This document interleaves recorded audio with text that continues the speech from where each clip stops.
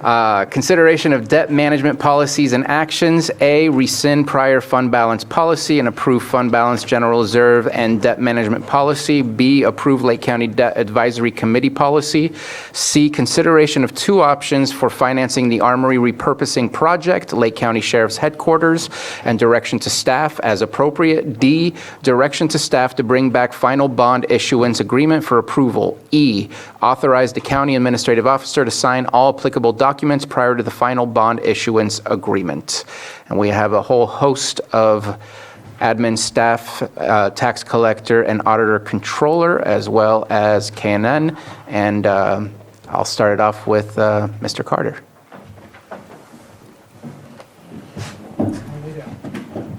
You got my chair. Mine doesn't do that anymore. Good afternoon, board. Good afternoon, board. Before I go too far into it, I wanted to make sure that your board is aware that these policies and everything has gone into this item has been multiple meetings with the auditor's office, treasurer tax collector's office, and administration. So this isn't just one department. So before your board today is mainly two policies. One that is the fund balance, general reserve, and debt management policy, and the second one being the Lake County Debt Advisory Committee policy. And then your decision on those two policies, then we would go into the debt conversation. So on the fund balance, general reserve, and debt management policy, I'll go into a brief overview of it. On the fund balance piece, if the actual fund balance available is greater than estimated, so at June, if your board allowed, let's say, 10 million above as FBA, if at final budget there ends up being 15 million, that 15 million would be under this policy, where A would be debt service payments, so that would be our first look. Second look would be if there's any pension and other post-employment benefit issues, which doesn't happen very often. Unmet building and maintenance needs. We have a reserve of a little over 8 million for that right now, but this is no matter what happens in the scenarios. Option D would be one-time expenditures, so cars, those kind of things, so capital assets. And then E would be startup expenditures for new programs. So that covers the gamut of almost everything that comes with one-time or extraordinary. During the budget process, what we call the extraordinary list, that would be cars and things that are above net county costs. This deals with the general fund. It does not deal with non-general fund departments. And the county administrative officer, assistant county administrative officer, and auditor controller would be authorized to assign fund balance in accordance to the board's directives. That's what happens already, just now would be in a policy specific. Moving on to the general reserve policy.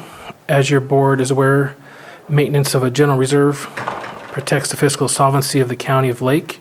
And every year during the recommended and final budget, I don't use the exact words that are in the policy, but originally I did, where it is the Government Financial Officers of America's best practice after a risk assessment that our county would have between 17 and 25% in our general reserves. This is the general reserves. This does not include the, we'll call standard reserves where it's parks or the building infrastructure. This is the general reserves where it is very much restricted.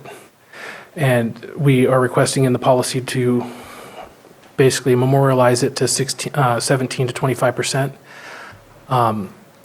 And then moving on to the debt management piece, the County of Lake debt management policy contains many elements that are very much pursuant to state law, purpose for which the debt proceeds may be used, types of debt that may be issued, relationship of the debt to the integration with the county capital improvement plan or budget as applicable.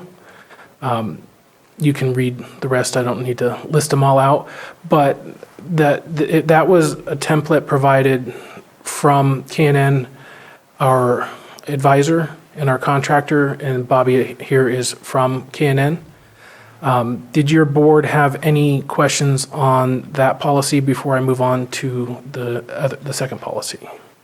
Before we move on, Bobby, I know I've seen you here since this morning. I appreciate your patience. I was not aware that you were here specifically for this item, so I apologize that it had been moved, but thank you so much for your patience. Are there any questions, comments about the policy as summarized? So I do have some questions before I bring up my concern and what I would like to see added. I'm in the policy goal related to planning goals and objectives, and it kind of speaks to, I think it's within the debt policy. It speaks to 20% of the overall portfolio. I know you probably have it defined further on down. No, it's not there. What exactly do you mean portfolio? Our investment portfolio, our general fund budget total? Good afternoon. Chair Sabatier, Bobby Chung from K&N Public Finance. The 20% limit is meant to be is meant to set a limit on the amount of variable rate debt as a percentage of the county's debt portfolio. I don't believe the county has any debt outstanding right now, so we certainly can clarify that to say 20% of the county's debt portfolio. Okay. That helps out to better understand that part. So I know that debt is always a difficult task, and I guess I have a question to County Council. I know we're not talking about the committee or however it is that it would come to the Board of Supervisors to approve some sort of debt service. Does that require a 4/5 vote, or is it a majority vote only? Just for clarification, would that be the formation of the committee? Or? No, the approval of debt service, like borrowing or doing a bond or whatever the case might be. Does that require a 4/5 vote or just a simple majority?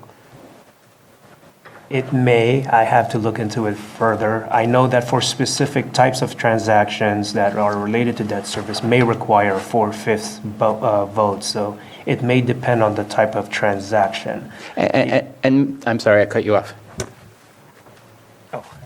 So in terms of just a general authorization for or granting of authority or delegation of authority for general debt to conduct these kinds of transactions, not necessarily the specific ones, that may not require a 4/5 vote, but again, I have to look into that further. And maybe my question is actually unnecessary. I would like to see a requirement of 4/5 vote, just because going into debt, whether it's a bond or whether it's a loan, I think is an important decision to be made, as important as approving a budget. And so I would love to see a higher threshold than just a simple majority, whether or not state law requires that it be 4/5. But if there's ever a type of loan or debt service that we do that doesn't require it, I'd like to make sure we have that higher threshold, just because those things are important, makes me nervous, and I think that having the higher threshold would be better. So that's something, at least for my colleagues and I to discuss, that I would like to see there. The other part is, I know in speaking with Mr. Carter, it seems to be a potential plan, but I think that a plan is only a personal plan until we're not here to continue those plans. And if we set it in text and into policy, then it's something that has to happen. Granted, any of us can change the policy at one point when we bring it back to the board. But I feel like there could be a mixture of doing some sort of debt service and incorporating a investment policy to go along with that debt service. So for example, if we're going to borrow $10 million, that we set aside 5% of that into a reserve that we do not touch, that collects interest through our investment portfolio to help pay off and add more revenue to create a more comfortable safety measure. because right now we don't have that policy, and if I know I'm making money and I can use that money to pay off some of the debt, then that makes me a whole lot more comfortable than if I'm just doing something that we need to do. Like, for example, we're going to talk about the sheriff's office and the armory. We need to do it, but the benefits in revenues aren't seen outside of, if we have our police force and helping reduce crime, then we should be able to see some investment in our communities, and that should increase our revenues. But those are indirect. If we know we have direct revenues coming from our policy to help sustain the potential blow of an economic downfall, I don't know. I'm looking for safety measures that I'm not seeing in there. As I was told by Mr. Carter, that was a conversation and potentially something that would be brought to us on a one-by-one, but I would like to see it in the policy so that it is for sure going to happen, no matter if we're here, if staff is here, so on and so forth. And those are the two things that I'd like to bring up. And I'm looking at the 8% of the general fund, and I don't know if that number is right or wrong, but I know that concerns me as well. But I'll leave it at that. Just, I think we'll both probably, or a few of us might respond to some of that. I just wanted you to know that we've definitely discussed that. That is part of the FBA section, saying that any debt service payment is the top priority with any excess FBA. There are other things Bobby will go over where we can build in that reserve. And so having the payment available in a reserve is something that is on the top of our list. So it's great that you're bringing that up. And Bobby's going to tell you more about it. Thank you. We could, we have the flexibility to build in what's called a debt service reserve fund, which is basically 1 year's worth of debt service when incurring the borrowing, if that should be the board's decision. And you could fund that through either cash on hand, or you could fund that from the proceeds of the borrowing itself. And that money would reside at a bond trustee and be for the benefit of making a payment in the event that there's financial stress at the county. Not that would ever happen. Just in case. So it wouldn't be held by the county. Now, going back to what you were talking about, how would we write that into this policy? Basically, if not just talking about the current project we're talking about, but if another one down the road comes in that we, Supervisor Spati is wanting to force. And maybe before we talk about that, I'd love to hear from my colleagues, because if my colleagues don't want to implement that, then there's no reason to look at where and how. So I'd love to hear from my colleagues on some of the items that I brought up. All right, I guess I'll go first. Let's start with the 4/5 vote. I know you asked Lloyd. Lloyd said he needed to do some more work, but as far as getting over the threshold, I know borrowing funds for the county, this is a new conversation. I know I brought it up a lot of times, like why aren't we using some opportunities that we haven't as a county? So I don't agree with 4/5 votes if it's not required to put it in the policy. And it sounds like the conversations are already happening with staff, looking at that, making sure that we're protected. Anything would be brought to the board, protecting the county and the finances as we're moving forward. I don't support putting it in the policy at this point. Ultimately, if the board decides to do that, then that's the way we're going. But I think as we move through this process, I know we're going to be talking about a project after this, a certain one. So those are my thoughts on it at this point. I think there's enough safeguards and enough individuals that we trust to move us in the right direction. So those are my thoughts. All right, thank you. Any other And I comments? think I addressed the two major ones. Those are the two ones. Thank you. Supervisor Green? Yeah, I'm going to join my colleague. I'm opposed at this time to imposing any 4/5 requirement. I would support referring, because not all debt vehicles are created equal. So it's the dollar amount that may say, oh, we need 4/5, or it may be the type of debt vehicle. But we are going to have a spanking new debt advisory committee that would be highly qualified to analyze not just the types of debt service being proposed, but any applicable wiggle room under the government code that would allow the Board of Supervisors to implement that type of restriction. But I don't, it seems premature to me at this point.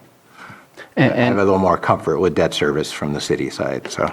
And just real quick, as a remark, I appreciate your high marks of the individuals that are sitting in front of us, but I'm looking at other counties around us, and that's not always the case as future elections occur, and I'm just looking for safety measures no matter who is sitting in those seats, because it's not about you and I, it's about the position themselves. So that's why I bring it up.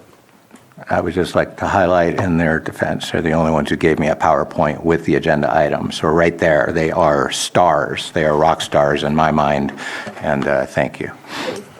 Just in case you can't see it, as soon as we go It's to in the PowerPoint, paper, I even too. have it printed for you. Any other comments? I'm fine with the way it is. I don't think we need 4/5. And I think if we do need, what's going on? Sorry. I'll repeat.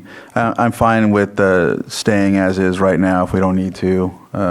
But I do know that if there is a situation like you're talking about with the other counties and the funding when it comes to the state and whatnot, I think that's what you're kind of referring to. It makes you nervous. Yeah, so for me, I do understand that, and there may be a time where we have to go that route, but right now, I think just to move forward, I think we're okay. Okay. I did have a follow-up question. Did you want to say anything, or? We already have a consensus of no, so. Yeah, I know there's a consensus, but I do agree with the 4/5 vote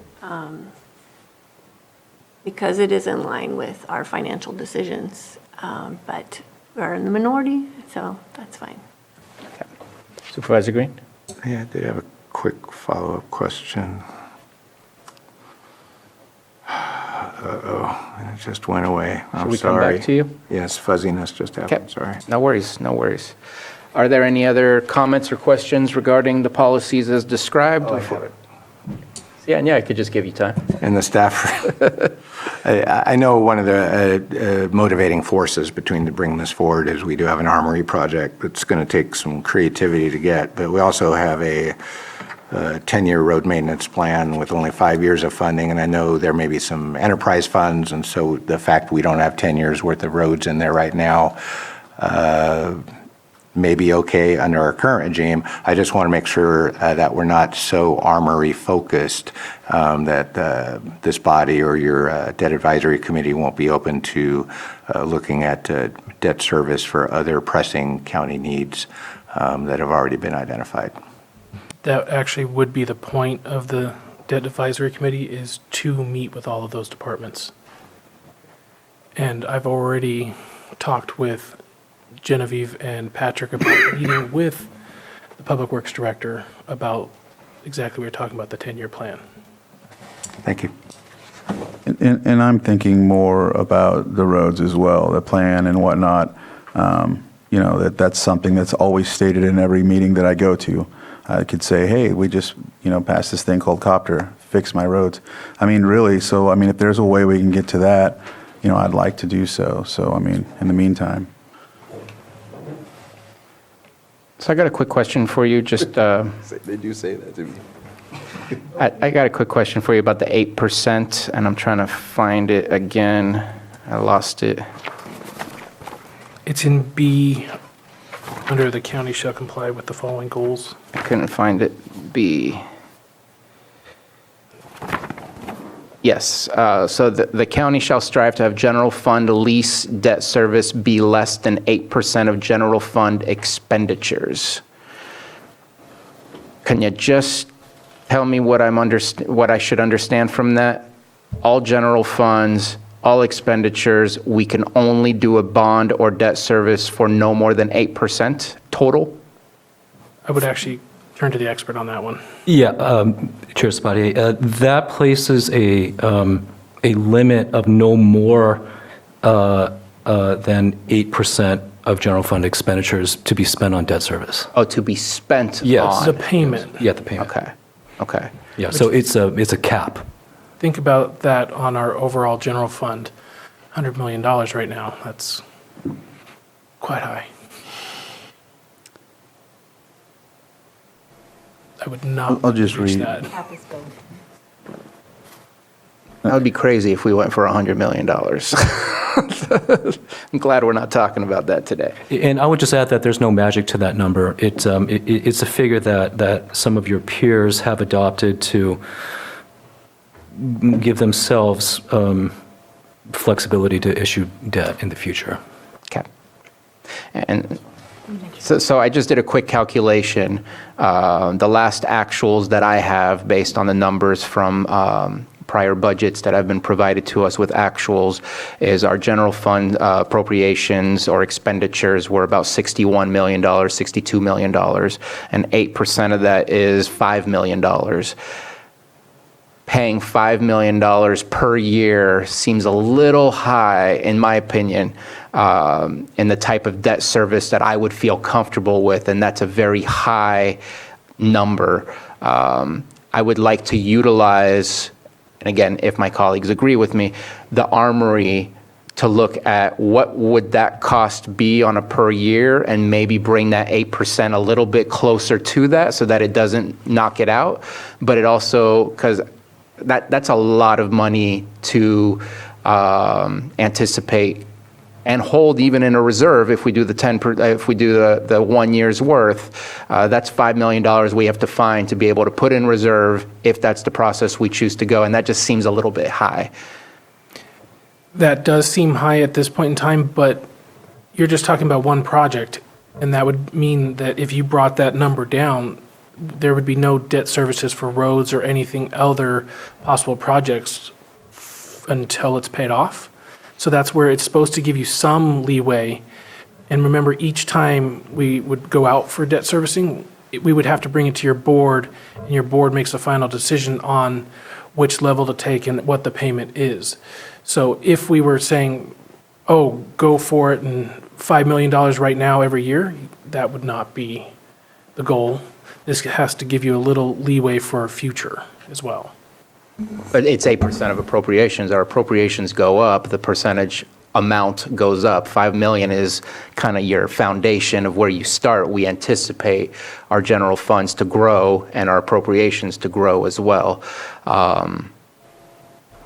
That's the max, not the goal. Well, it is That's the the max. cap, and so we can adjust that, but just knowing that that's not the goal. And also, when we're talking 5 million, and Bobby's going to present later, the Armory project is nowhere near that. So No, it'll make more sense when we were talking. And all of my comments are based on safety precautions for future boards, future staff. Again, granted, anybody can bring this policy and look to make an amendment to it, but it's a process, right? And so I just, makes me a little nervous. So just wanted to bring it up. One point that I was going to raise as well is that a lot of these policies are geared towards the fact that the county has to go through a credit rating process. And so I think there's some danger in artificially restricting us too much. And I don't know, Bobby, if you agree with that or not, but if we put in too many restrictions, it can complicate our ratings review sort of needlessly when we still, your board always has the option, you always have the ability to review anything that comes before you at that time and raise those concerns. I just am concerned about restricting us artificially within the policy itself, so. And on the other hand, I'm concerned about if we don't have the ability to pay off, then that also affects our credit rating as well. And so just trying to find my happy comfort, but happy to move on if there's no further comments or questions from board members. And we're going to take it one item at a time. I'm going to open it up for public comment right now, and then maybe even take action on each individual one. Does that work for you, Mr. Carter? Or do you think we need to? I would prefer that, considering if A and B don't happen, then C is not. All right, let's go ahead and open up for public comment.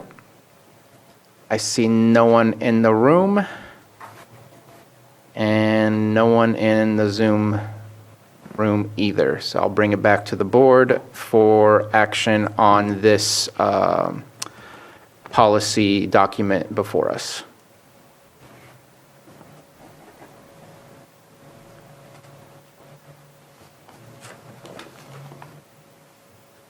So we're rescinding then approving? Yeah.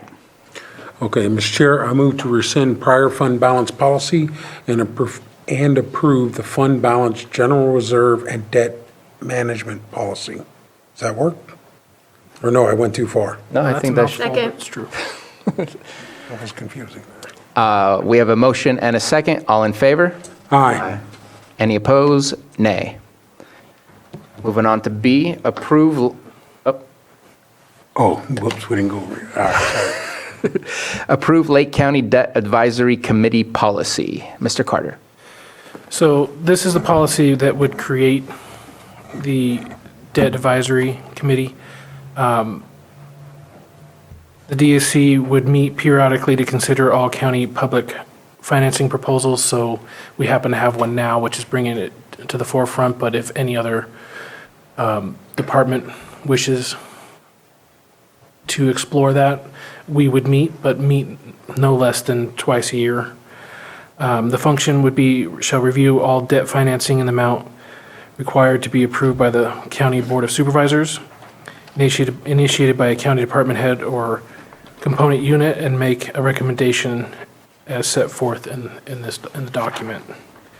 The composition of the DAC would be, according to this policy, would be the county administrative officer or their alternate, auditor controller or their alternate, and the treasurer tax collector or their alternate. I don't actually have much more to say about this policy. Okay. Anyone have any comments or questions regarding this policy? I see none. I do have one request. I would like to make sure that we have like meeting notes available so that we have transparency to what is happening in those meetings. And that even if there's a denial by the DAC, that comes at least as maybe a consent agenda just for filing, not for any action to be taken.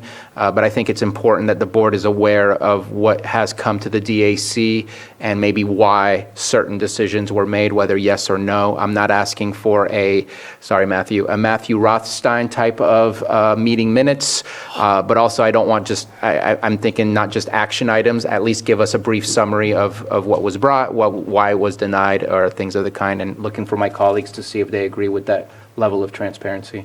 I have one nod. Yeah, I agree with that. Okay. Well, I think it's already in there. DAC will record its recommendations. I'm at the bottom of page 2. I thought that was only if it came to us.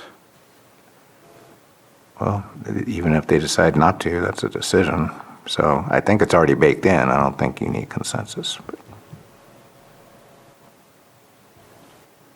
And it's kind of a rolling one, so instead of a periodic random update to the board, looks like we would There's a report. hear DOC reports in any item coming forward with a capital funding request that would invoke Maybe that. that's why everyone was nodding, because it was already there. You and I had a discussion about this. Yeah, I apologize for that. We would want to do it even if it wasn't in there. My bad. Apologize. But glad that it's in there because I think it's important. So thank you for already having it in there. Okay, that was my only request for this, and no other further comments or questions. And so let's go ahead and open it up for public. Anyone wish to speak on this item? I see nobody in the Zoom room and no one getting up in the chamber. Bring it back to the board for action. Go ahead. Move to approve the Lake County Debt Advisory Committee policy. Second. We have a motion and a second. All in favor? Aye. Any opposed? Motion carries. Thank you, board. Oh, are you gonna? We are moving on to 2 options.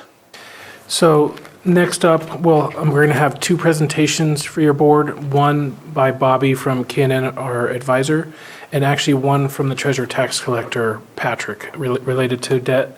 And I'm going to hand out the slides so you can see it in front of you. Yeah, go first.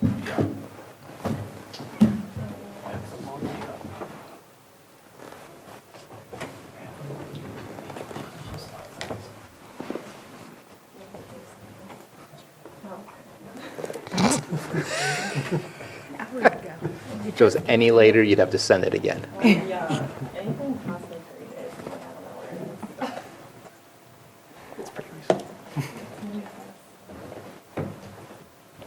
Okay.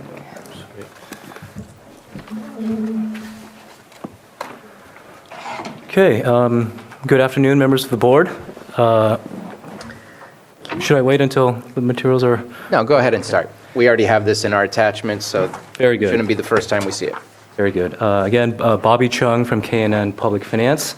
I am very happy to be here this afternoon to talk about this project and a couple of options. This first slide, well, my presentation is 8 slides, and feel free to stop me at any point. It's better if this is a conversation anyway.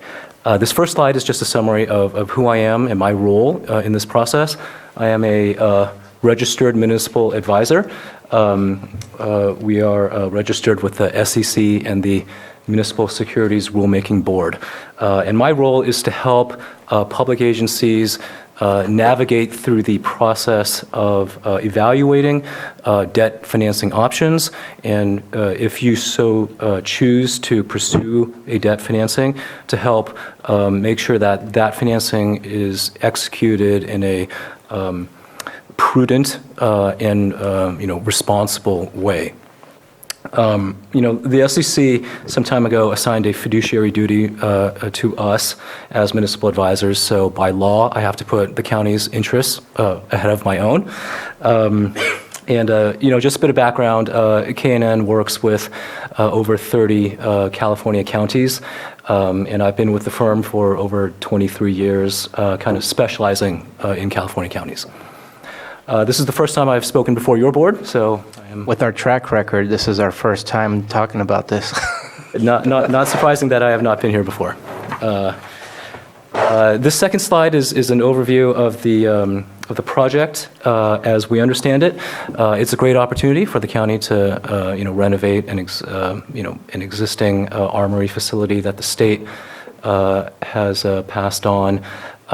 We understand that the estimated project cost for this renovation is about $21 million, and that the county could, utilize certain federal stimulus funds for this project if the construction contract is entered into or obligated this calendar year. So there is a bit of urgency to this. And so the county, basically has 2 options, right? You could pay cash for the project, or you could borrow for some or all of the cost of the project through a tool known as a tax-exempt lease financing. And I'm going to talk a little bit more about what a tax-exempt lease financing is. Whenever a public agency, desires to borrow money, you have to find the right mechanism that's permitted in the California Constitution. And one of the tools that is available to counties and cities and such is this lease financing mechanism known as a certificate of participation or a lease revenue bond. It is a form of a municipal debt that is very commonly utilized by cities and counties. It is a general fund credit. So the county is committing to annually budget and appropriate for lease payments for whatever term of borrowing you incur, whether it be 20, 25, 30 years, or 10 years. This type of borrowing requires a pledge of a piece of real property to serve as the asset for this lease financing. And that piece of real property could either be the sheriff facility or the armory itself, or it could be another piece of unencumbered property that is owned by the county. And most importantly, the county has the ability to issue tax-exempt obligations, which means that the investor who loans you their money for this project doesn't have to pay income taxes on the interest that they receive.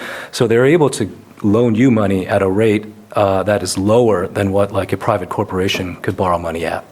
So that's a real benefit for public agencies, and it's a tool that you have. So why would you do this, right? Instead of paying cash? The one idea is that, you spread the cost of the project over the useful life of the asset, whether it be 20, 25, or 30 years. Kind of you have the generation of folks utilizing the facility to actually pay for the facility over time. There's the potential to achieve savings when the cost of the borrowing is less than the inflation rate of construction, or less than what you could possibly earn on that cash in an alternate investment. And I know that your treasurer is going to talk to that effect after me.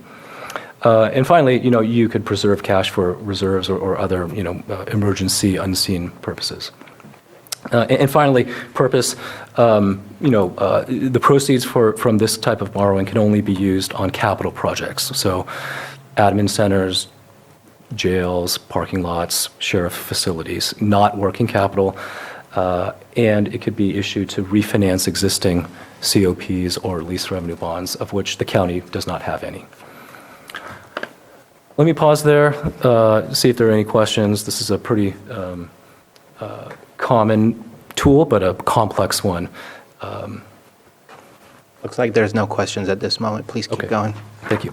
The next 2 pages summarizes 6 financing options. The first page summarizes the scenarios 1, 2, and 3. And these scenarios assume that $21 million project cost is offset by a $4 million cash contribution directly from the county. So you're not borrowing enough money to fund $21 million. You're basically borrowing $17 million plus the cost of issuance.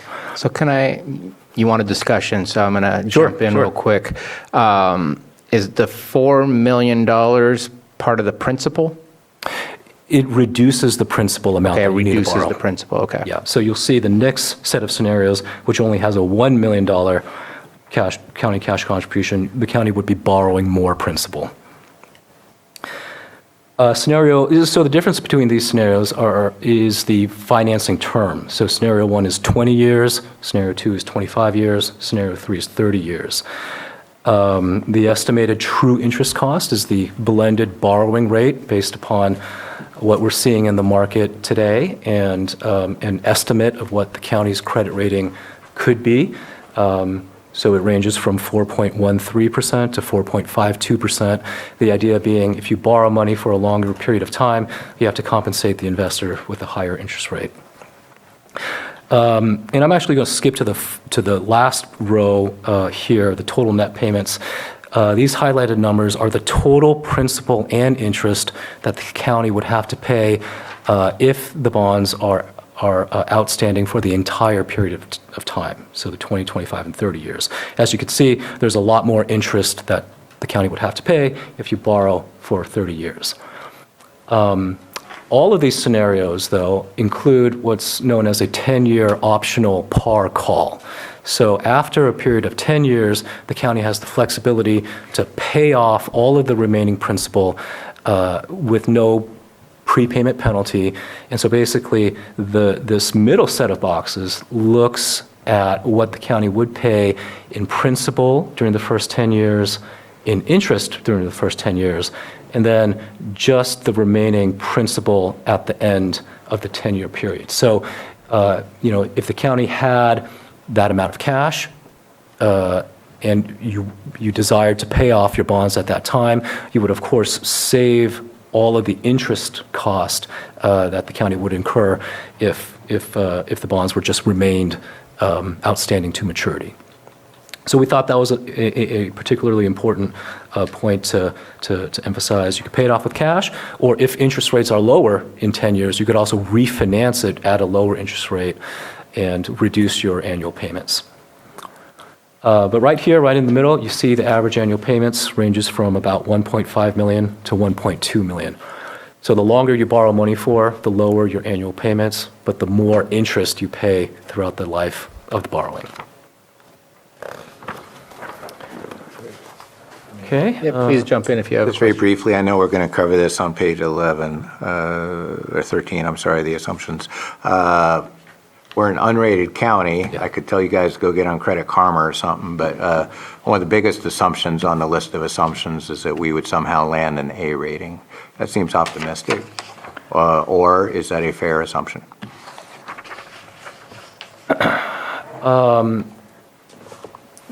not being a rating analyst, I think that's a fair assumption, right? I work with a lot of California counties, and I took a look at your financials. One of the large rating agencies, Standard & Poor's, is pretty open with their criteria, and about 1/3 of that criteria is finances, fund balance, budgetary performance, and I think the county's fund balance and budgetary performance figures have been fairly strong in the last couple of years. Another third of the rating is the economy, and so, that kind of is what it is. And the remaining third is financial management, which is why we're bringing before you debt policies, fund balance policies. That's an entire 1/3 of your rating. So I don't know, right? I think that's probably a conservative and realistic assumption. We would hope to do better. Part of our job is to advocate on the county's behalf to get a highest possible credit rating. So I'm not sure if that answered the question, but. Okay, the second page assumes it assumes a $1 million cash contribution, so all of these figures are slightly higher, right? The payments are higher, the total debt service figures are higher. We don't think that a difference in borrowing amount of $3 million would impact your borrowing cost, your interest rate, so the interest rate assumption is the same. On the next slide, should your board decide to move forward, since the county has not borrowed money in at least the recent past, it is a bit of an effort to do so. It's like a 4 to 5 month process from start to finish. Right now, we're developing the financing plan. That's all of the scenarios, and should we get feedback from staff or the board, we would continue that throughout the process. Part of this process is obtaining the credit rating. It's developing a disclosure document. So when you sell bonds, you have to market the bonds to potential investors. That does require some staff time to do. We would help you procure a bond counsel and a disclosure counsel, which are external law firms who provide certain advice and opinions that are specific to this type of security and process. But yeah, that's why we're before you now. If there is some urgency to this, it is a 4 to 5 month process from start to finish. This next slide is just an illustration of where interest rates are relative to where it's been in the past 24 years. This is a graph of a 20-year tax-exempt AA borrowing rate. So right now we're just shy of 4%, and it's right around the historical average. So I wouldn't say that interest rates are particularly high right now from a historical perspective, and I wouldn't say that they're particularly low either. They were low a couple of years ago, but that boat has sailed. The ship has sailed. Excuse me. Okay, finally, next steps. Should your board decide to move forward, we would help you procure bond and disclosure counsel through an RFP process, finalize the method of sale. There are a couple of different ways to sell bonds. You could do it either through a competitive method of sale. You could do it through a negotiated method of sale. We would help you determine which method is appropriate. Then we would have a kickoff meeting. We would work on identifying which asset for the COP structure, and then target completing this before the end of the calendar year. And all of this would come back to your board for the actual approval before any debt is incurred. The remaining part of the presentation is a detailed sources and uses for each one of the 6 scenarios, so you could see the particular line items. Financing assumptions on page 12. the cost of issuance, what you would have to pay an underwriter, and the true interest cost and credit rating, as Supervisor Green pointed out. And the last slide is just a little bit more detail about the lease financing structure. So I'll pause there and be happy to answer any questions. Thank you very much for the presentation. Any comments or questions from board members? So I do have a quick question. I only know what I know, but still going to ask some questions. With the potential for rate cuts coming up in the near future, I know it's been discussed, has not happened, now being rediscussed. Who knows if it will happen, but it's still a potential projection of what will occur. And I think now they're talking about 3 separate cuts in the near future, possibly by the end of the year. How does that impact? Because you said something that sounds good, but at the same time, yes, we might be at the average, but we just missed historical lows by 2 years, right? And so what does the decrease in the rate cuts do to the potential future rates? Because even 1% on $20 million can be quite a huge difference in what's paid back. If it's 0.1%, maybe the difference isn't, it's negligible, but what kind of changes do you see might impact that? Well, that's a good question, Supervisor. This is where I pull out my crystal ball. You are correct. The market is anticipating that the Federal Open Markets Committee will reduce their target for the federal funds rate at least twice by the end of the calendar year. And I think that could only help, right? That's a reduction in rates, which reduces mortgage rates, which reduces treasury rates, which impacts the general cost of borrowing in the debt market. I would note that rate is a very short-term rate, so it may move like the 1-year Treasury slightly, maybe the 2-year Treasury lower, but I don't think, like, if the Fed dropped their target by 1%, I don't think you would see a 1% reduction in a long-term borrowing rate, for instance. But I think it could only help, right? And one thing I forgot to point out on the timeline is that as we go through this process, we really only lock in the interest rate towards the very end. So that's the pricing of the bonds, where after you've developed your prospectus, you have your credit rating, then you actually sell your bonds and you lock in a fixed rate for the term of the bonds at that time. So if we're towards the 3, 4, 5 months down the line, maybe you have the benefit of 1 or 2 rate cuts at that time. That have already occurred at that Yeah. point, and we would see the impact to the bottom line. Yeah. Okay, appreciate that. Supervisor So my Price? question is for Patrick, because in the assumptions, there are no interest earnings. And so what does your crystal ball say? Offsetting with some other. Yeah, my crystal ball is a little cloudy, so I put in multiple options, so I'm not locked in. But yeah, if your board wishes, I can move into my presentation and we could circle back to any other questions you had for Bobby. It's the... No, that's the one that we were just going through. It's on the left. Sorry, this Oh, sorry. one? Yeah. Okay. Okay.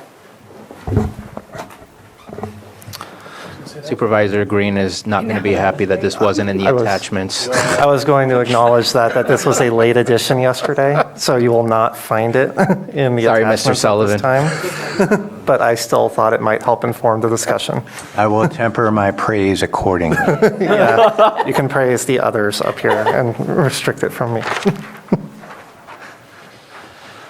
All right, so this chart, I hope, may help illustrate some of the alternative options that are out there and give an idea of what would happen if, instead of borrowing, this was using $20 million as an example, instead of borrowing $20 million and financing it through a debt instrument, if we were, well, or I guess actually by borrowing it and allowing that money, if you were to theoretically take that $20 million, set it aside, the rate of growth it could experience in the treasury pool.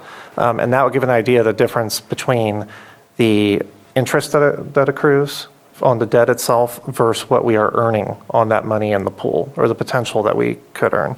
So I used a few different examples here. The dotted line that goes across here, that's the debt. Yeah, oh, thanks for color. That is the interest that's associated with the debt instrument that we've been discussing. The purple line on the bottom, that's the 30-year average performance for the LAIF fund with the State Treasurer's Office. So that's 2.7%. So granted, if you look at it during different time periods, like after '08, I mean, you could see 10-year periods where it's significantly less. But if we're looking at it over a 30-year period, there's other periods where it's significantly more. But 2.7 is what it comes out to. So you can kind of see at what point further out that it does sort of cross that debt line and where it meets. With these other figures, the 3.3%, that's what we currently earn in our long-term holdings with our custodial bank. So sort of our long-term debt, that's our long-term investments. That's our current rate of return. Again, we're building our portfolio out. As your board knows, we're still early in its construction. So over the next year, assuming the federal funds rate doesn't change, if there's no dramatic market changes, we expect that rate to continue to grow.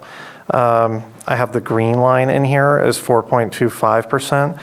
Just pick that because that's between what we currently earn and the federal funds rate and what we get right now in some of our more liquid funds, that 5.5 or 5.3 is basically what we're able to earn in certain pooled funds right now that are short-term, liquid. So that represents the high end of what we can achieve. So I think it's valuable to look at that 3.3 and maybe that 4.25 just to give an idea of where we're going to be in the near future. Next slide would be a comparison of where we stand at each point in time. I used year 10, 20, and 30. Year 10 partially because that is the first point in time where we have the ability to pay off this debt early if your board so chose. And I think what you'll see here is, depending on the interest rates, you can see the impact whether we do better, theoretically, better opportunity by borrowing those funds compared to what we earn in Treasury, or if we do worse. Now, if you'll see that LAIF average at the 10-year mark, we're down, and same at year 20. It's not until you get to 30 years that you've sort of pulled ahead of where you would have been not financing if you had paid cash. 3.3% at the 10-year mark. So if our portfolio held where it's at right now, it would take after the 10-year mark to hit that equilibrium. But where we're trending, when you look at any of these higher percentages, the county has the opportunity to come out ahead, borrowing and holding on to that cash. This is assuming that we're not spending it, which would be another point that I would highlight. But it's there to spend, and it's there for an emergency, and that's one of my concerns was that I was uneasy with putting out that amount of our present cash. And so I think what I put this chart in to illustrate is not that we'd want to bank on any of these percentage returns, but it's just an opportunity to hedge our bets in funding this endeavor. That we have the option, as Bobby discussed, to refinance if rates drop. So if rates start crashing, we can refinance. If rates are going up, we may want to not pay off this debt early because our Treasury pool earnings are exceeding it. Mm-hmm. So I think by issuing this debt, I found this table helpful in highlighting that it's actually creating more options for us. We're not limiting ourselves by issuing the debt.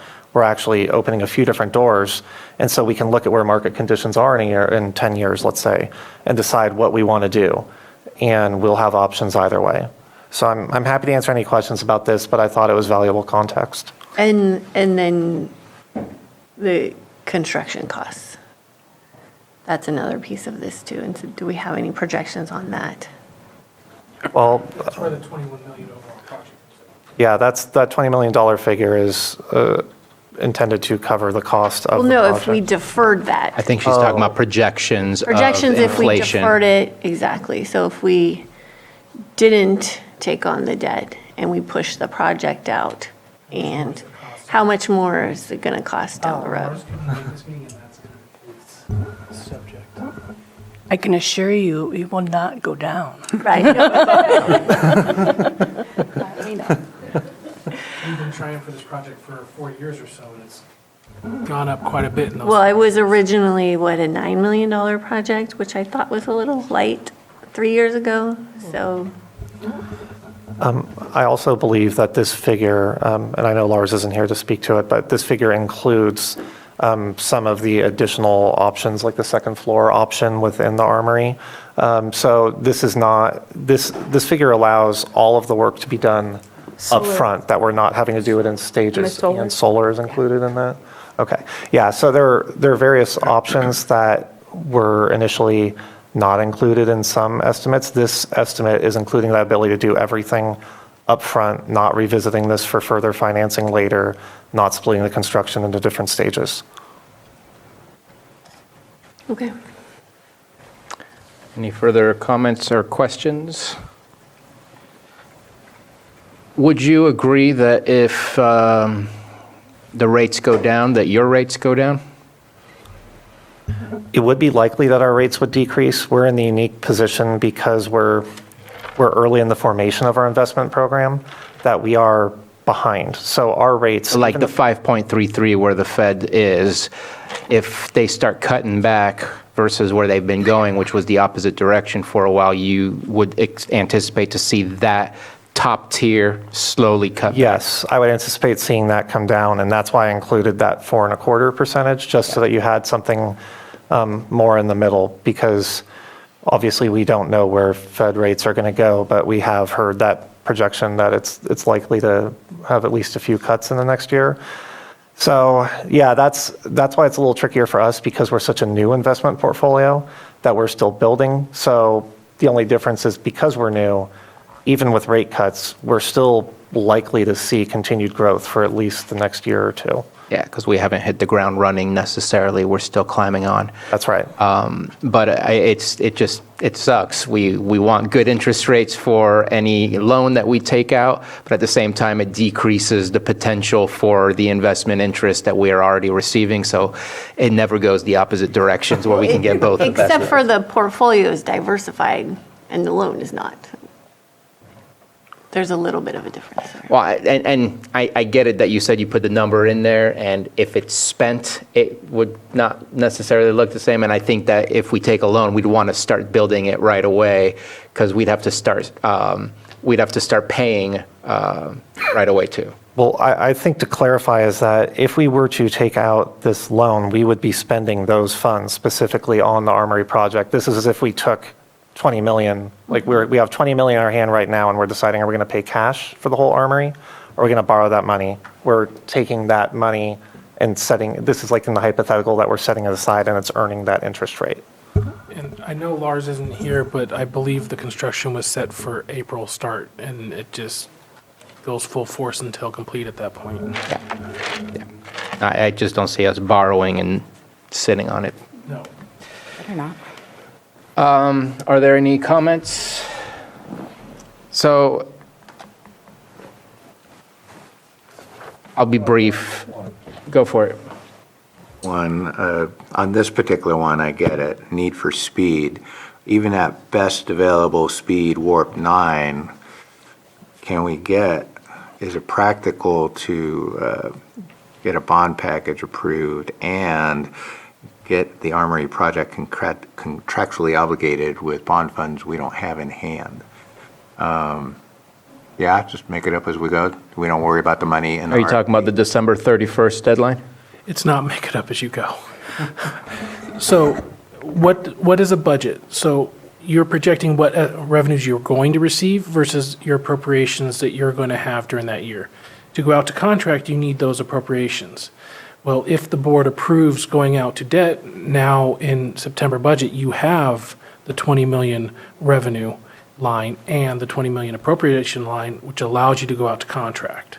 You can appropriate funds that haven't been obtained through the subsequent approval of a bond issue? It's in the budget, it's the projection that you're going to receive said funds. So yes, Okay. think about all the grants that are put in your budget that aren't approved yet. If they're not approved, guess what? It comes out of the budget. But Okay. until it is approved or any of that, it is put in the revenue and the appropriations. Until the next budget time, either mid-year or final, it's adjusted. All right, It's what you're expecting, not what is actual right this second. Thank you. same as anything else that comes from the state. Expected and actually received might be two different things, especially in this So budget obviously, cycle. we would wait until we're guaranteed going to get said bond before we let the contract, or request to the board to let the contract. So I'll just be brief. My one concern is we are waiting on organic growth. The methodical, purposeful growth is hopefully coming soon once we finish our economic development strategic plan. And at that point, we can start taking those steps where we can anticipate to see growth and revenue.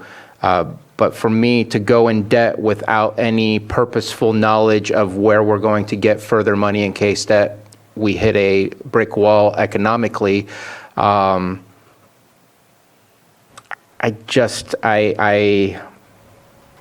very uncomfortable with it. I'm uncomfortable looking at the full bore of the entire project versus looking at what's actually needed.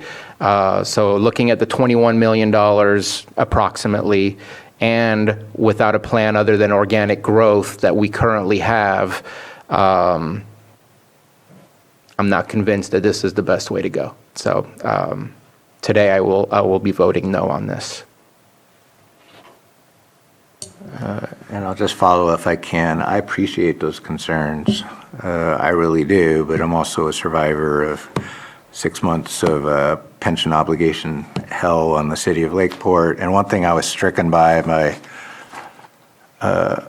delayed provision of the nice graphic here is the flat portion of it. So whether it's a pension obligation fund or something we're talking about to finance the Armory, having a predictable curve that kind of offsets those concerns about which of these rising lines is really going to happen. There's a lot of benefit to that. And I think that was one of the talking points that was very difficult for our bond council to get through with the city council, but we got there. We did have a 2 council member committee kind of helping out with that, and I was honored to serve with council member Parlett on that, who I don't agree with on anything. But we agreed on this pension obligation bond package. So this graphic does excite me. I think it highlights kind of the usefulness of this approach. I am concerned about debt financing in general, but I think the lessons we learn with this particular project will pay dividends because the Armory is not going to be the last project we're going to propose for debt financing. So I do acknowledge your concerns. I do have concerns, but I'm going to be supporting this. All right. If there's no further comments, we'll open it up for public comment. There is more comment. Oh, I'm so sorry. Yeah, no, so I'm in support. I feel like we need to try something new. We've tried being more conservative in the past and sitting on reserves and whatnot, and we wait, and then projects fall to the wayside, and costs go up, and then projects sit. Citizens, taxpayers get upset, and then I don't want to bind my predecessor, whoever takes over in any of these positions, to having to wait for a project that might have come up and say, it's still not done, you know, and then they're dealing with the onslaught of you're not doing anything when this is like a 20-year issue. So for me, I feel like I want them to see, I know it's going to incur debt, but at the same time, they're seeing their tax dollars being used. And so for me, that's why I feel like supporting it. And we got to try something new, in my opinion, so I'm okay with that. Thank you for your comment. Let's go ahead and open it up for public comment. I see nothing in the Zoom room, and we have a gentleman coming up.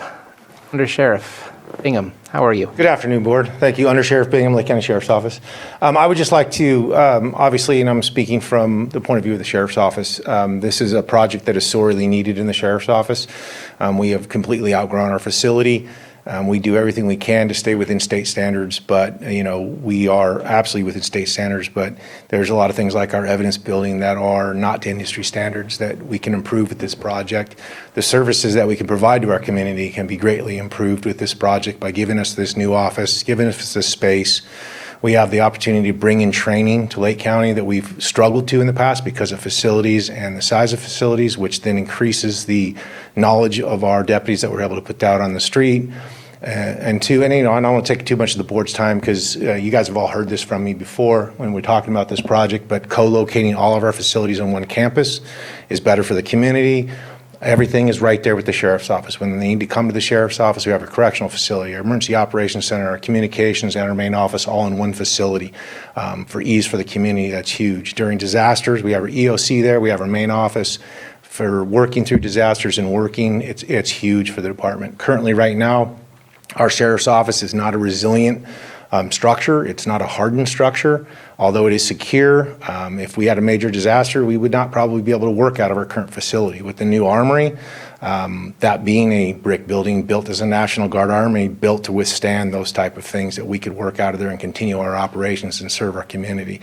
So I just appreciate all the work that, the CAO's office done, auditor's office has done, KNN, and then your board support on this too. Thinking outside the box, thinking about things that we've never done before in the county as far as debt financing to finance this project that is, quite frankly, sorely needed for the sheriff's office. And then also just kind of long-term, by opening up the current sheriff's office building, you could have other offices that have outgrown, or other departments that have outgrown their facilities, move into the sheriff's office. For example, like probation, that's outgrown their facility, that does not have a secured facility, can then move into the sheriff's office. Then they would have a secured facility to do their operations out of there. So that's just the point of view from the sheriff's office and why we've been working through this project since Sheriff Martin was here. So thank you. Thank you very much for your comments. I see no further public comments. I'll bring it back to the board. Just to briefly express, this is not a vote against the project. This is a vote of concern of how to fund this project. I think the project is absolutely a necessary one, and I wish we had better options in front of us today. Looking for action from the board? Move to approve, move to direct staff to explore the two stated options for financing the Armory Repurposing project, Lake County Sheriff's Headquarters. Second. We have a motion and a second. All in favor? Aye. Any opposed? Nay. And then I think that in itself gives direction to staff to bring back final bond issuance agreement. Do we need that in a form of a motion? Your board may, for the last two items, D and E, you could treat those, or approve those by motion separately. Okay.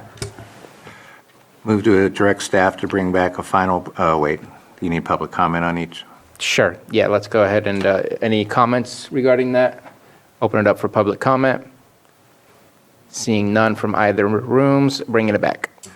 Move to direct staff to bring back final bond issuance agreement for board approval. Second. We have a motion and a second. All in favor? Aye. Any opposed? Motion carries.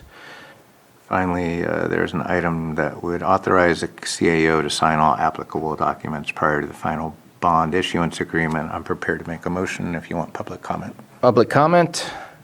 None in Zoom? None in the chamber? I'll make the motion I just stated. Second.